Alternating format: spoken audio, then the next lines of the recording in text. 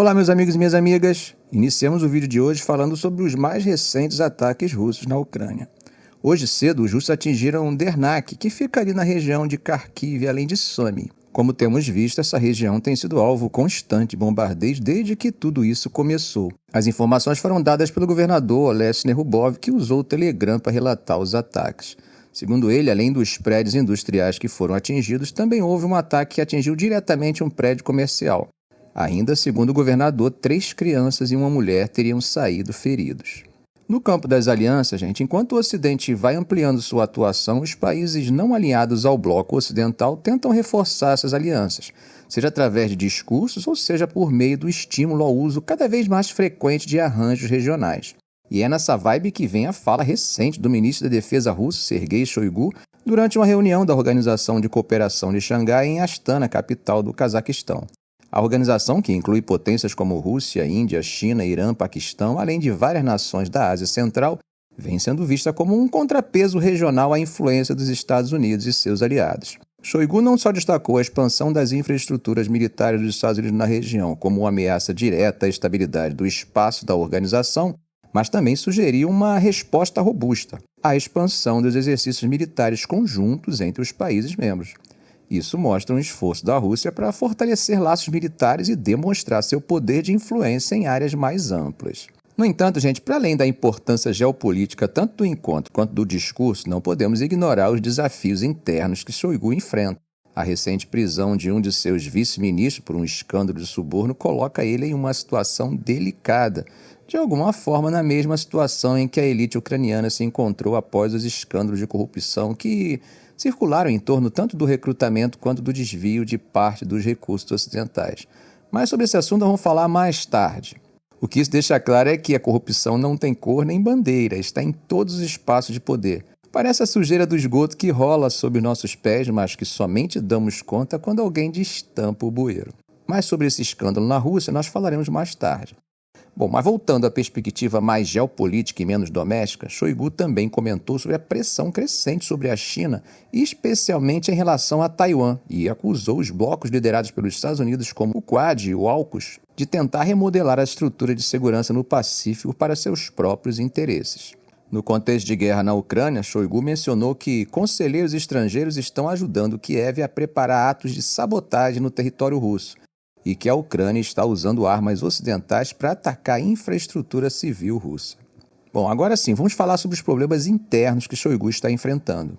As manchetes estão falando sobre o trama político que se desenrola na Rússia com a recente prisão de Timur Ivanov, um dos 12 vice-ministros da Defesa e uma figura bastante próxima do ministro Sergei Shoigu.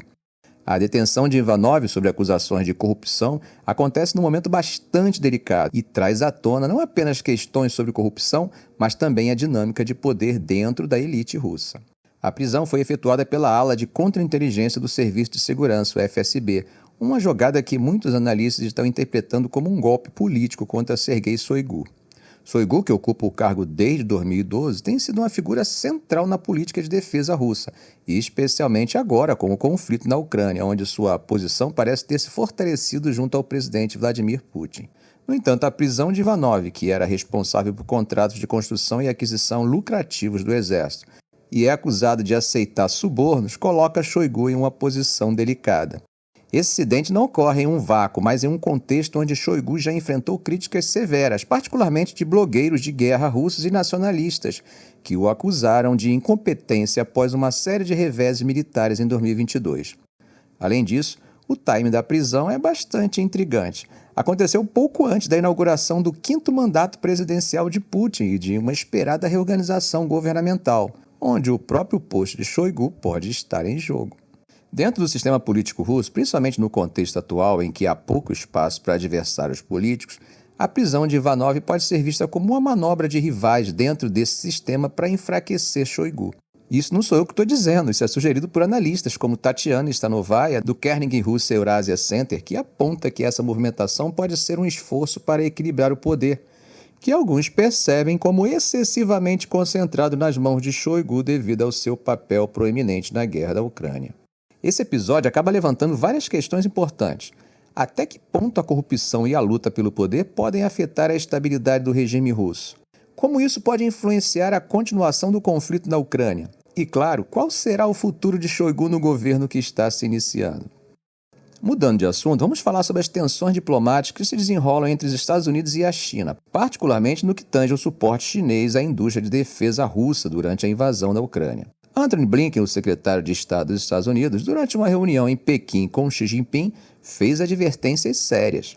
Ele alertou que os Estados Unidos e seus aliados europeus estão prontos para impor novas sanções a empresas chinesas caso estas continuem fornecendo materiais e equipamentos para a indústria armamentista russa. A reação imediata de Xi Jinping não foi divulgada, mas as declarações do ministro das Relações Exteriores da China, Wang Yi, dão um contexto interessante. Antes mesmo do encontro de Blinken com Xi, Wang expressou preocupação com possíveis disrupções que poderiam reverter as melhorias recentes nas relações Estados Unidos-China e ainda alertou para uma possível espiral descendente de rivalidade, confronto e até conflito. Durante sua estadia de 3 dias na China, Blinken reconheceu melhorias nas relações desde o encontro de cúpula entre Xi Jinping e Joe Biden em São Francisco em novembro. Ele inclusive citou avanços na cooperação antinarcótica, na retomada dos contatos militares e anunciou as primeiras conversas Estados Unidos e China sobre os riscos de segurança no desenvolvimento de inteligência artificial, previstas para as próximas semanas. No entanto, Blinken foi claro ao expressar que o apoio da China à indústria de defesa russa, que alimenta a guerra de Vladimir Putin contra a Ucrânia, continua sendo um ponto muito importante de discórdia.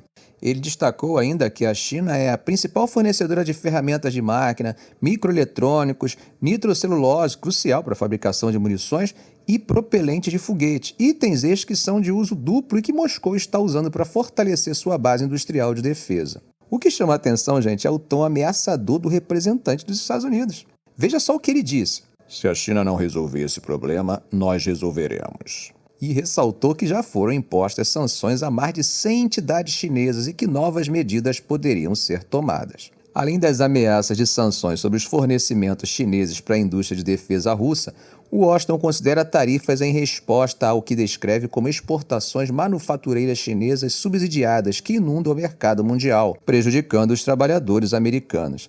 Fique imaginando o que Blinken vê nos olhos de Xi Jinping ao encará-lo.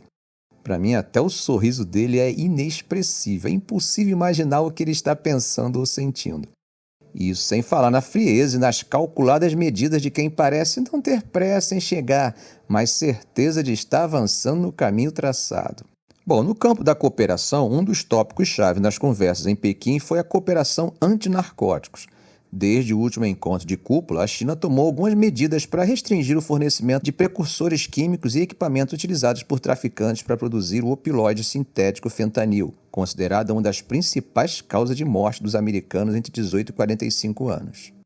Bom, gente, mudando de assunto, o governo de Burkina Faso decidiu suspender por 2 semanas as transmissões de rádio da BBC África e da Voice of America, que são financiadas pelos Estados Unidos.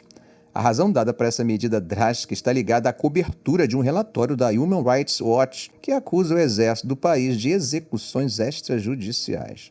De acordo com a investigação da organização, as forças políticas de Burkina Faso teriam executado sumariamente cerca de 223 aldeões, incluindo pelo menos 56 crianças em fevereiro. Esses atos teriam sido parte de uma campanha contra civis, acusando de colaborar com militantes jihadistas. Não há dúvida de que essas alegações são extremamente graves e colocam em questão as ações do Exército na luta contra o T-. A Human Rights Watch acusou o exército burkinense de cometer repetidamente atrocidades em massa contra civis sob o pretexto de combater o T-. Segundo a organização, as atrocidades incluem execuções sumárias e massacres que chocam pela brutalidade e pela extensão das vítimas envolvidas, inclusive crianças. A Organização de Direitos Humanos apelou às autoridades de Burkina Faso para que investiguem esses massacres, buscando esclarecer os fatos e garantir que os responsáveis sejam responsabilizados. No entanto, a resposta do Conselho de Comunicação do país foi dura. Eles criticaram o relatório da organização e a descreveram como contendo declarações peremptórias e tendenciosas contra o Exército, que poderiam, segundo eles, provocar desordem pública. Ficamos por aqui. Se esse vídeo foi útil para você, faça um comentário, compartilhe em suas redes sociais, dê um like. E é claro, se ainda não for inscrito, inscreva-se no canal e ative o sininho. Ok, gente? Um grande abraço do professor Arão Alves.